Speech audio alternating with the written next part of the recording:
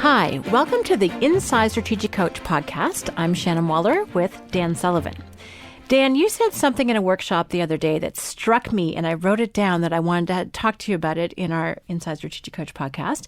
And that is that you said, I have an associative brain, not a linear brain. Mm-hmm. And I was like, aha.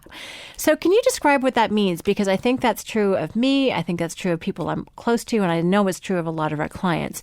But I've never heard that particular distinction before. So what for you is an associative brain versus a linear one? Well, what I mean by that is, and I'll give you an example, and that is that I'll come up with models that are from a completely different area that explains a concept. And one of the ones that, if you've been with me for 29 years, because that's when we started the workshop program, when it comes to freedom, I always say, well, there's two types of freedom. There's freedom from, and there's freedom to. And I said, how many of you are familiar with the book of Exodus out of the Bible?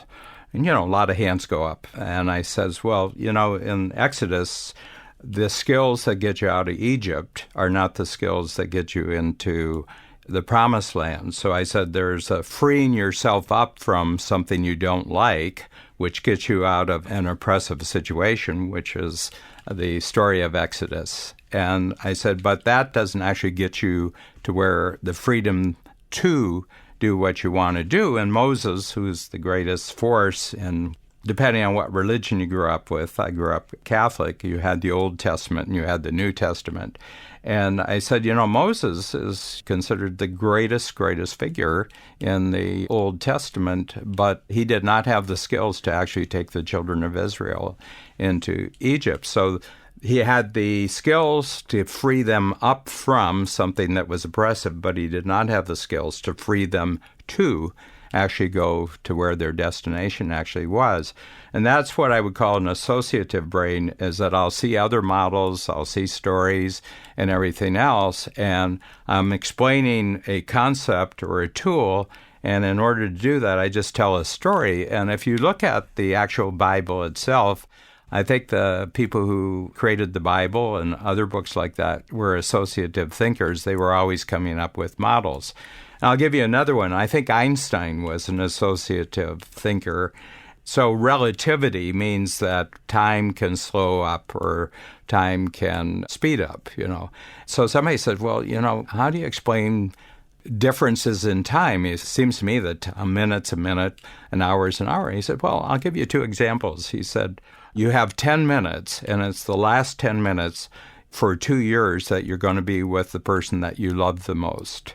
Okay, and it's 10 minutes, and then there's 2 years separation. How long do those 10 minutes? And he says, it's just like a blink. They go by. You're desperate because the 10 minutes go by just so much like that. So that's one 10 minutes. And he said, I'll give you another 10 minutes. You've been forced to put your hand on a hot stove, and your hand is actually being injured by it for 10 minutes. How long does the 10 minutes last? He says 10 minutes lasts forever. So we got 10 minutes over here, 10 minutes over here. They're not the same 10 minutes. He says that's relativity. That's a great example. Yeah, Dan. And so the brain really loves stories. The brain really loves models. So it's not logical. There's no reason if you said, well, find a story that will actually illustrate that. It's hard to do unless you have the story already in your mind. You say, hey, this is exactly the same kind of story. So when entrepreneurs talk in the workshop and they bring up issues or they bring up problems, I'm constantly searching my brain for some piece of information. It might be from history. It might be from movies I've seen. It might be stories and my own experiences. And I'll associate the issue that they're bringing up with an experience I had, okay? And all of a sudden they say, oh, yeah, but that gives me a whole different way of thinking of it. Now, I don't do that just to communicate. I do that to think. Mm-hmm. So the difference is I don't think in a linear fashion at all. I just pop from one thing to another. And I want to say this because I was born for the internet. So I was born in 1944. So I was born 50 years before the internet came along. But the first time I sat down where you could actually go on the internet and you could go from topic to topic and you could jump and say, oh, that reminds me of something. And I go over there and I say, oh, that's really, really interesting. That's kind of like, and then I'd go over here and I'm hopscotching all over. And I do that, on average, I do that for about 2 hours every day. And the interesting thing, people say, well, why don't you get one of those algorithms that actually searches for you and presents what you're looking for?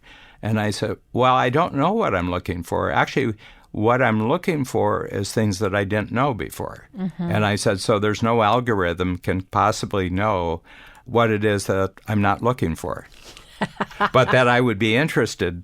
But I had an early training for this, and what it was, I created my own school when I was 10 years old, because the school that I went to, which was not any different from anybody else's school, was very linear. First you learn this, then you learn this, then you learn this, and then, and every topic, you had 5, 6 topics. You had history, you had geography, you had English, you had math, and everything like that. But it was all done in a linear fashion. First you learn this, and once you learn that, then you go on to, but that's not the way I learned. I found it really oppressive, and it wasn't that I got bad grades. I got good enough grades because I have good memory, and I read. I'm a voracious reader. But what I decided was, instead of complaining about school, I was going to create my own school. And what I did, I went to the local library, to the reference room, and they had the big complete set of the Encyclopedia Britannica. And I had a notebook, which was a spiral notebook. And I'd walk in, I'd put the notebook down on a table, and then I'd close my eyes and I'd turn around. We're right where the encyclopedia was, and I'd go along, and then I'd get one book, and I'd pull it off, and I'd turn around, eyes still closed, and I'd open up the book, and I'd take my finger, and I'd go like that. And wherever my finger landed, it would land on an article about something, and I would read that article. And in my spiral notebook, I would write down notes. So, gee, I didn't know that. That's really, really interesting. And then at the bottom of each article, they had cross-references to other subjects that you might be interested in. And I'd go like this. I'd just point, and I'd hit a cross-reference, then I'd go to the cross-reference. And I'd spend 2 or 3 hours just hopscotching, just like I do on the internet now. I was in a linear school system, which I found very oppressive, so I had to create my own separate school system that was an associative thinking school rather than a linear thinking school. I love it. Early internet per Dan. Yeah. A couple thoughts occur to me. One is that what you've described is often how people talk about an ADD brain. Mm-hmm. So attention deficit disorder, which, there's lots of different conversations about that. And there is a correlation with Kolbe between a preventive, a short follow-through, and initiating quick start or implementer. And it's that, ability to switch quickly, mentally, mm-hmm. between different activities. I love it because you've used it to actually build interesting pathways that are not predictable. Mm-hmm. You went and found different things. You actually were training your brain to make those connections. Mm-hmm. Dan, I don't know any other 10-year-old who's ever done that. I'm sure there are some, which is kind of fascinating. And you do it now with the internet. But what I love seeing is you do it in the workshop. Mm-hmm. So there'll be a conversation come up, and then you'll connect it to something else. Those connections really help people make sense mm-hmm. of their experience and get them out of that linear pathway where they were feeling kind of stuck and into a much broader perspective. Is that how it feels to you too? Yeah, and the thing is that, first of all, I think you're born with this. My sense is that it's factory equipment that you're born with this. I know people who have linear brains, and they can stay with a topic, and they go 7, 8 hours, and they can actually follow it sequentially for 7, 8 hours. Mm-hmm. Well, for them, they've got to be in circumstances where they get rewarded for doing that, and they mm-hmm. get supported for doing that. I think people who do cryptanalysis, like they're investigating something, forensic accountants or forensic mm-hmm. lawyers.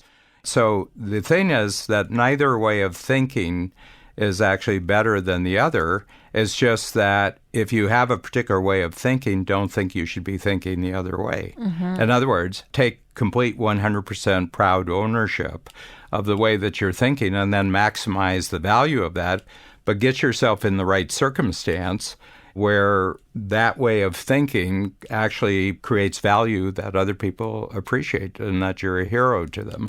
And I think this is the big thing, is just not to be ashamed or embarrassed about the way you think and think that you're deficient because you think. Just fully grasp how your brain actually operates and then set up the circumstances where that just makes you increasingly successful, but more importantly than that, is increasingly valuable to other people.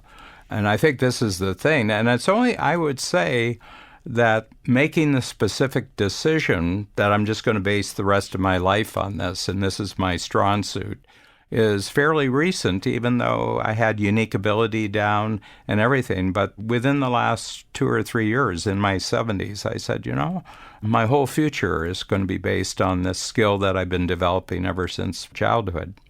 To me, it's your recipe for creativity.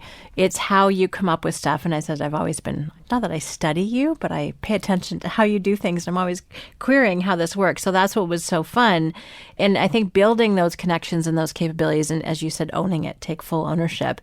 And I think anytime any of us who, if you have a linear brain and you try to be associative, that's painful and hard, and probably don't get much in linear results. And when you have an associative brain and you go and try and be linear, it's a similar experience. So really just staying in your lane, but also partnering up. If something does require linear thinking, that you partner up with people. And the truth is that all projects which move everybody forward requires every kind of thinking, okay? And it has to be a teamwork. So there's projects which I'll reach the borderline where I've done my associative thinking, and I'll say, okay, now I have to go over to someone who's really good at linear thinking and just tell them how far I've come, and now that part of it. And I'm saying like there's 2 types, but I suspect there's, there may be 10 different ways of thinking, but the only one that I'm really responsible for is the one that I have, and then to have an enormous appreciation for people who think differently than I do. If someone else identifies with what we've been talking about and thinks that they have an associative way of thinking as well, what are some things that they can do? How can they take action to either strengthen it, to own it, to maximize it, as you've talked about? What would be some tips that you found work really well for you that might also work well for others? Well, first of all is to just spend some time actually experiencing how they actually do think. Usually when they talk about technology and they talk about the internet in particular, that young people are better at using the internet than older people. But they've actually done tests where they were asked to find out some information. And they found that generally people over 40 or 50 years old, if given 10 pieces of information they have to look up, are infinitely better at doing that without getting distracted than younger people are. Younger people are much more distractible. And my sense is that the older people, they may have been highly distracted, but they've learned how to be task-oriented, and they've trained their brains in certain situations. You're just going to have to switch over. You probably can't do this for a whole day, but for the next hour, you can probably find out 10 things. So my sense is the internet's a great way to actually test what kind of thinker you are. So if you go on the internet and you see something you're interested in, and you click on that and you go into it, if 15 minutes later you're still on that topic and you're going deep on it, you're not an associative thinker. You're a deep dive thinker. Okay? And I have to tell you, we need deep dive thinkers. We could give names to all these, and maybe, I'll give some more thought to it, and we can actually create categories of different kind of thinking. But, I've got this saying, play to win with the cards you have, not the cards you wish you had, which is an associative thinking thing. I'm relating, that the best card players in any casino are not the ones who get the best hand. They're the ones who, whatever hand they get, they create an immediate strategy. Look, do I go for it with this hand or do I fold? And the best card players are the ones who recognize the playability of the hand they have. And that says whether they're actually going to bet on it or not bet on it, how they're going to bluff if they're not going to bluff. And so my feeling is the intelligence you're born with is like a hand that you were given, except it's a lifetime hand. And then you want to associate the hand you have with the situation where this hand, one, can be admired and respected and encouraged. And then you can translate the hand that you were born with into higher and higher economic rewards in the world, and you can produce results with that. Entrepreneurs are out of Egypt. I would say that 95% of the entrepreneurs that I meet have the freedom of getting away from what they don't like, and that's one of the reasons why they became an entrepreneur, because they can't work for somebody else, because anybody they'd work for would try to force them into a system. So they've declared independence from other people's systems, but they haven't followed through to freedom two. How can I take this unique thinking ability I have and now maximize it in the marketplace? How can I maximize it as my role in much bigger teamwork, collaboration with people who have different thinking abilities? And I think this is why the entrepreneurial world is so fascinating to me, because it seems to be limitless in terms of what you can find out about yourself and what you can find about how you can match up the uniqueness of what you do with the uniqueness of other people. And it just gets constantly rewarded. The more combining you do between your uniqueness and other people's uniqueness, the bigger the rewards. And you never run out of motivation and stimulation. So other people have to retire. There's a lot of mandatory retirement in the employment world. But entrepreneurs don't have to retire until nature retires them. The only reason why you would continue working in your 70s, 80s, and 90s is because you have realized the second half of freedom, and you have to be free from other people's restrictions, but the second half of it, and I think only about 5% of entrepreneurs ever get into the freedom two role, but they have captured the uniqueness of how they think about things, and that just keeps getting better as they get older. Thank you, Dan. To my mind, this is a very interesting distinction that helps facilitate that freedom too, again, by owning it themselves and then looking at how it can maximize impact and value. So I appreciate thinking this way about our thinking, as always. Thank you. Thank you, Shannon.